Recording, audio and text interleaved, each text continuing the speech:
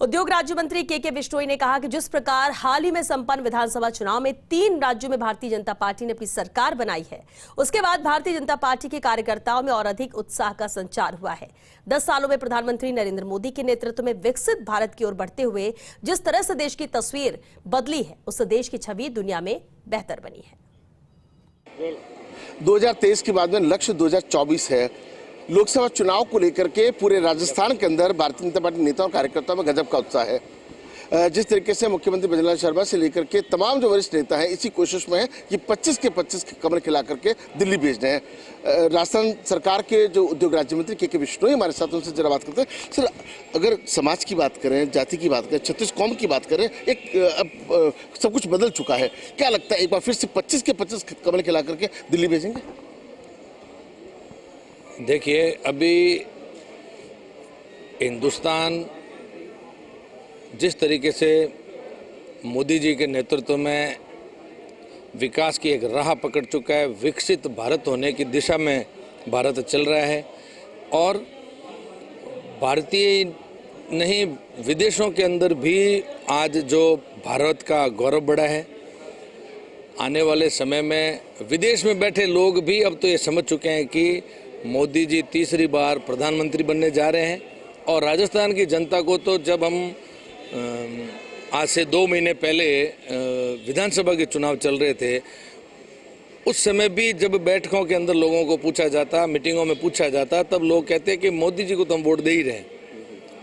हम उनसे पूछते भी थे, तो फिर हमको बारी बारी से क्यों बदल देते हो?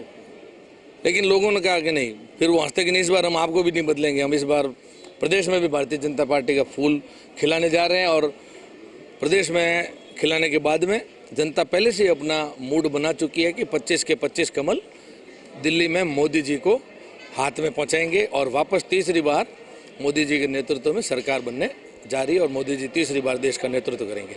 लेकिन आपको लगता है कि ये जो बजट पेश किया गया विकसित भारत को ध्यान में रख करके, किस रूप में आप उसको देखते हैं कि आपको लगता है ये बजट जो है विकासोन्मुखी होगा? देखिए, बजट के अंदर बहुत अच्छे जो आम आदमी को ध्यान में रखते हुए युवाओं को, महिलाओं को, हर वर्ग को कैसे ध्यान में रख सकते हैं, वो सारा कार्य मोदी जी के नेतृत्व में किया जा रहा है। और निर्मला सीतारमण जी ने बहुत ही अच्छा 5वीं बार लगातार उन्होंने अपना बजट दिया है, जो कि सबका साथ, सबका विकास, सबका विश्वास और सबका प्रयास की दिशा में जो मोदी जी ने सूत्र दिया उसी के अनुसार कार्य कर रहे हैं। आप उसको बहुत छोटे जब सुना करते थे, राम जाएंगे, मंदिर वहीं बनाएंगे, अब मंदिर का जब सपना पूरा हुआ तो आपको लगता है पूरा देश राममय हो चुका है? आपको नहीं लगता है कि देश राममय हो चुका है?